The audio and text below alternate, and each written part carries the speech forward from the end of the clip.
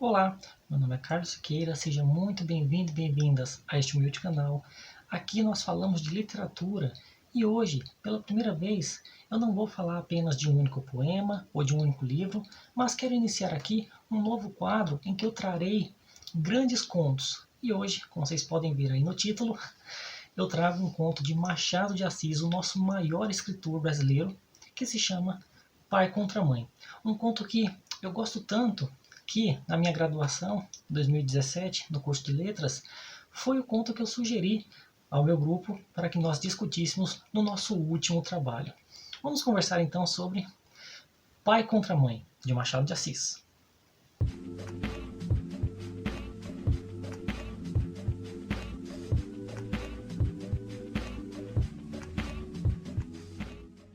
Bem, antes de iniciarmos a conversa sobre este conto, eu já aviso que eu vou comentá-lo do início ao fim. Então, se você não gosta de spoiler, não quer saber o final, sugiro que leia o conto antes e depois volte aqui. Eu sempre deixei e sempre deixarei os links para você ter acesso às histórias, aos livros, aos poemas aqui na descrição. Então, agora sim, conversemos sobre o conto Pai contra Mãe, de Machado de Assis. Por se tratar de um conto, vamos retomar algumas características desse gênero literário. O conto é uma história curta. Segundo Massot Moisés, que é um grande historiador e crítico literário brasileiro, o conto tem, no máximo, 100 páginas. Outra característica é que, por ser uma história curta, os personagens não têm tempo de se desenvolver, o que os torna, geralmente, personagens planos. O que é personagem plano? O que é personagem plano? São aqueles personagens que não mudam durante a narrativa. Eles começam de um jeito e terminam da mesma forma. Diferente dos personagens redondos, circulares, que passam por ciclos e, por isso, começam de um jeito e terminam diferentes, mudados. Bem, por se tratar de uma narrativa curta, ela não pode ter muitos personagens. São sempre poucos. E o foco narrativo pode ser tanto em primeira pessoa, o protagonista é quem conta os fatos, ou em terceira, com aquele narrador distante, que observa as cenas e as descreve. Bem, e o fator principal para ser um conto, ele tem uma única célula dramática, isto é, só tem um clímax, e ele está sempre no final. Aconteceu o clímax, o conto se acaba. Nunca é no começo, no meio, não. Só tem um clímax, só uma questão principal, e assim que ela se resolve, o conto acaba. Esse é o gênero conto. E estamos falando de Machado de Assis. Quem foi Machado de Assis? O nosso maior escritor de todos os tempos. Falo aqui do Brasil, mas ele é sim um dos maiores escritores mundiais. Bem, Machado de Assis iniciou sua carreira no final do Romantismo e deu início aqui no Brasil ao Realismo, a escola literária Realismo, em 1881, com o lançamento de Memórias Póstumas de Brás Cubas. Mas ele não lançou apenas romances, lançou muitos contos que são excepcionais, crônicas, teatro. No teatro ele não é muito conhecido não, hein? É, a crítica não gostava muito das obras teatrais dele não. Nem ele gostava. Escreveu alguns poemas também, alguns muito famosos. Uma hora eu posso trazer um vídeo de algum poema do Machado. Esse conto Pai contra Mãe faz parte da fase realista dele. Foi escrito 2 anos antes de sua morte. E quais são as características principais do Machado realista? A primeira é a ironia, que a gente chama de humor inglês. Aquele humor que a gente só dá uma risadinha com o canto da boca. A gente lê assim. Não é um autor para a gente gargalhar, como outros escritores, como Eça de Queiroz, que também era realista, e até o Aloysio Azevedo, que era naturalista. Outra característica do Machado é que não há heróis nas suas histórias. Segundo Alfredo Bozzi, que morreu recentemente, aliás, grande crítico literário, grande ensaísta, grande historiador literário, dizia que nas histórias do Machado não há vilões nem heróis. É tudo cinza. Não é nenhum nem outro. E o que há são destinos. Destinos sem grandeza. E uma outra característica final de Machado de Assis é o seu pessimismo. Além, é claro, das suas altas críticas sociais, ele era um verdadeiro iconoclasta. Já falei o que é iconoclasta aqui, hein? Que é iconoclasta? Que é iconoclasta? Aquele que quer derrubar os ícones, os ídolos, as instituições. Então Machado, ele vai criticar a burguesia, vai criticar o governo, vai criticar a família, vai criticar a igreja, vai criticar todo mundo. Por fim, uma última característica de Machado de Assis é que a sua prosa é muito reflexiva. Você lê e você reflete sobre aquilo, não passa batido. Aliás, nada no Machado pode passar batido, hein? Está dito. Agora sim, conversemos sobre o enredo de pai contra mãe. Bem, esse é um conto que traz a história de Cândido Neves, um homem branco. Aliás, observe os nomes. Cândido Neves. Cândido já significa branco. E Neves também é branca. Um homem que não gostava muito de trabalhar, era meio malandro e era caçador de escravos. E aí o narrador começa o conto, no primeiro parágrafo, descrevendo alguns aparelhos físicos de repreensão aos escravos, como por exemplo o ferro ao redor do pescoço, o ferro ao redor do tornozelo. Aliás, vão pensando nessas imagens, gente, nessa crueldade. Esse aqui é um dos contos mais cruéis que eu já li, se não for o mais cruel.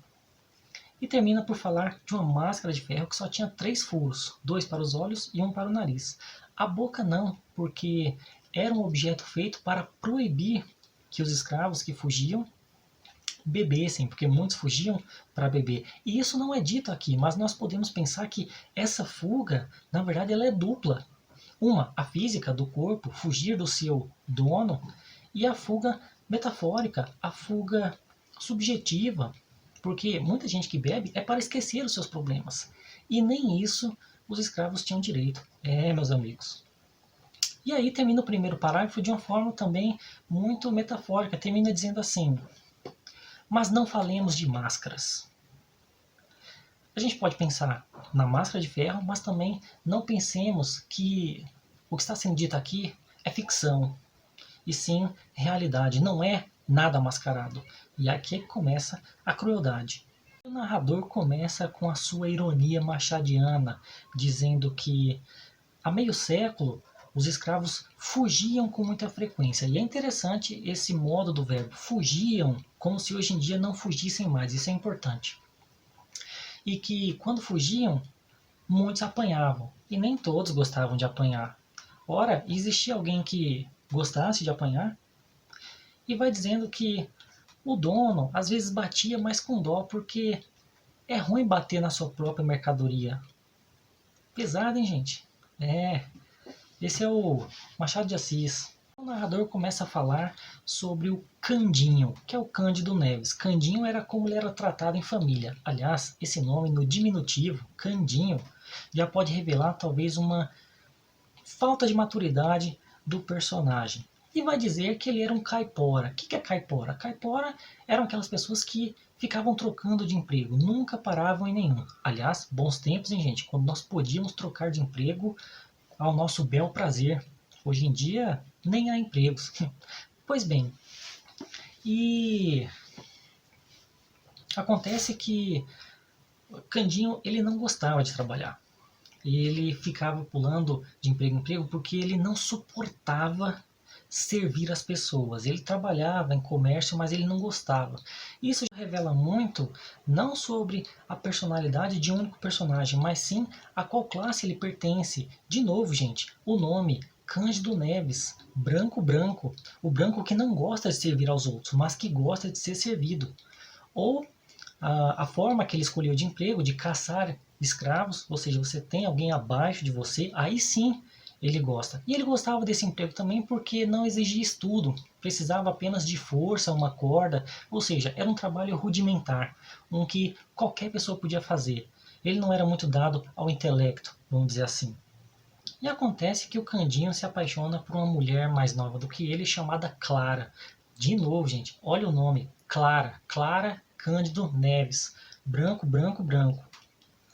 É quase uma família da elite, mas ele não era da elite nem ela.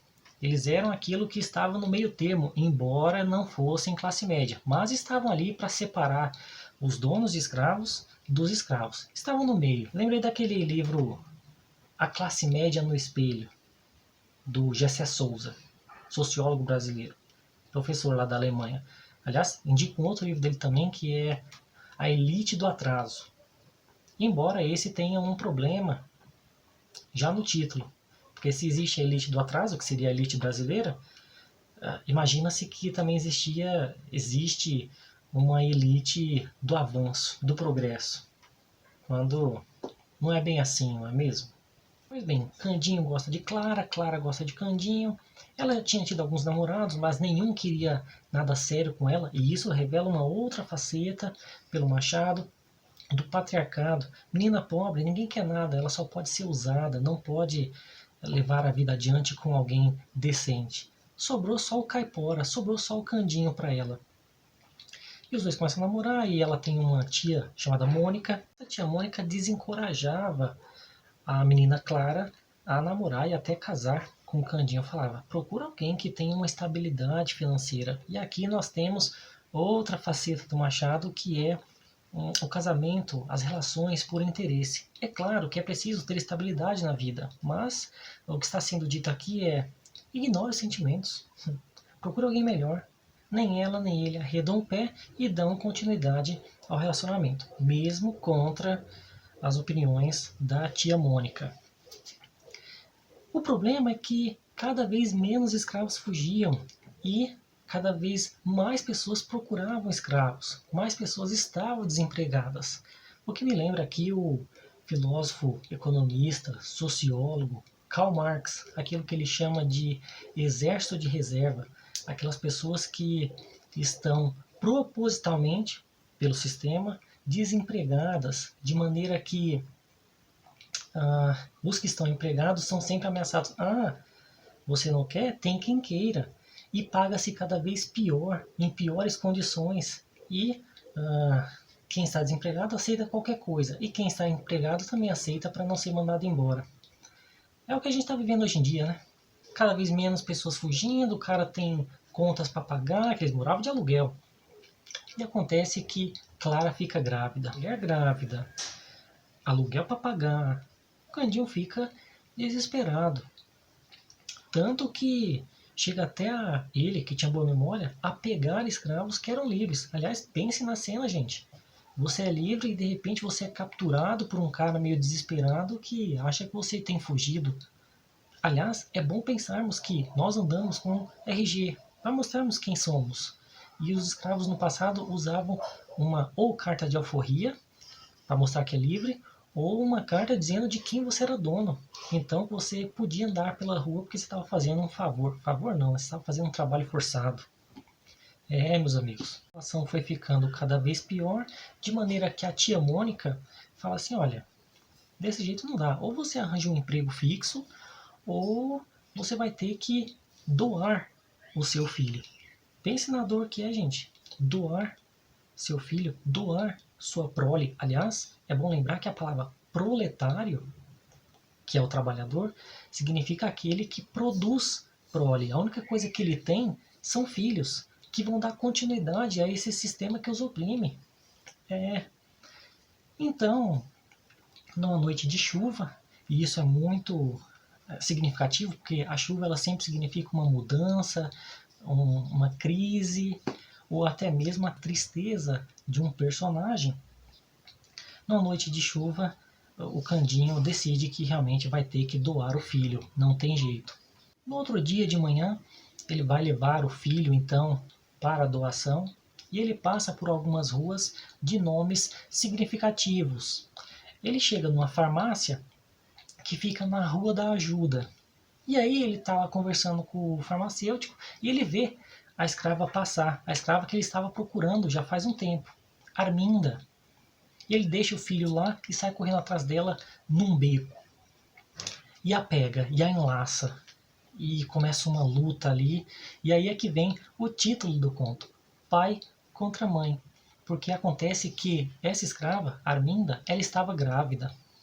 Ela queria que o filho nascesse livre.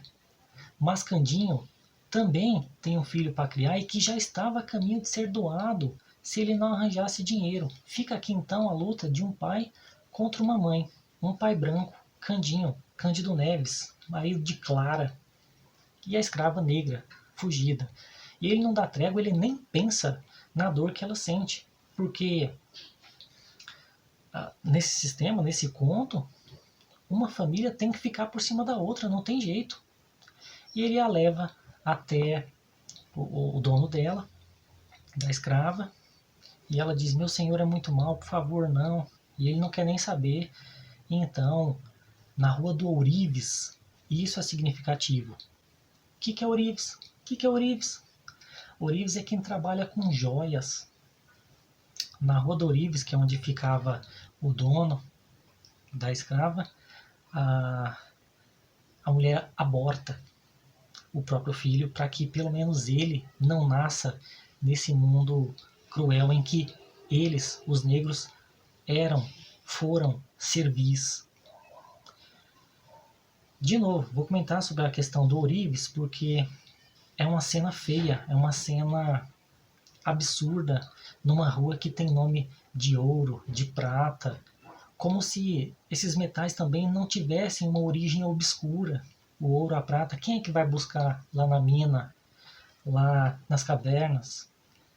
Ouro e prata que são pegos, misturados com o suor do escravo, do trabalhador, com sangue, às vezes, com vida e com morte de quem o pega para lucro de outra pessoa. Meus amigos. Então a mulher aborta e Candinho volta desesperado, nem dá atenção para ela, volta, pega o filho lá na farmácia e volta para a família, explica tudo, e ele tem então mais alguns meses de aluguel. E o conto termina aí. Pai contra mãe. A família branca venceu o projeto de família negra. Acontece que o conto acabou aqui, mas Candinho era jovem.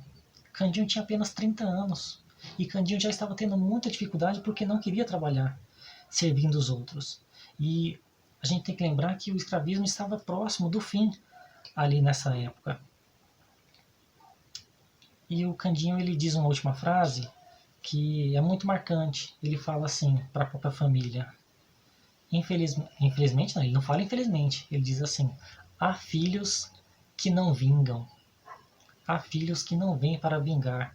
Como se o dele, o filho branco, vingasse, mas ele continua pobre. A família continua na miséria, vivendo de aluguel, e ele com esse emprego. Realmente, ele acredita que o filho vingou, que o filho foi vingado? Se sim, ele é ingênuo, mas não sejamos. Não sejamos, porque Candinho pode ser burro e realmente acreditar nessa frase. Pode ser ingênuo, mas Machado não era. E ele sabia que, ao dizer essa frase, que eu disse equivocadamente, há filhos que não vingam, na verdade é há crianças que não vingam.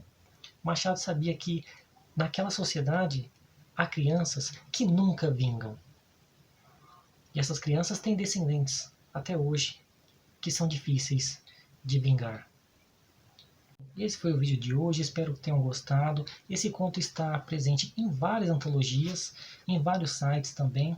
A última vez que eu li foi nesta antologia aqui, 50 Contos de Machado de Assis. Ele é o último da antologia. E eu devo dizer que existem algumas diferenças dependendo do local em que você o lê. Nessa outra antologia aqui, os 100 melhores contos do século, o primeiro conto é esse, Pai contra Mãe. São vários escritores, vários contos, são 100 contos. E existem algumas diferenças, por exemplo, nesse aqui, no final, você não tem essas ruas que eu mencionei, como a Rua do Ourives, existe também a Rua da Alfândega, que eu não mencionei, e que é um nome sugestivo, porque a alfândega é onde você paga as suas mercadorias e é onde acaba a transação final aqui, quando o Candinho entrega a escrava para o dono e é pago de volta, ou seja, ela é pura mercadoria para ele. Então, dependendo das antologias que você pegar, tem alguma diferença, mas nada que afete o conteúdo. Eu vou deixar o link na descrição de todas as obras que eu mencionei, todos os escritores e tudo mais. Bem, esse foi o vídeo de hoje. Se vocês chegaram até aqui, muito obrigado pela atenção. Se você gostou do vídeo, curta o vídeo, comente no vídeo o que você achou tanto da história quanto esse outro formato em que eu vou comentar contos por aqui. Se inscreva no canal se ainda não for inscrito. Muito obrigado e até a próxima.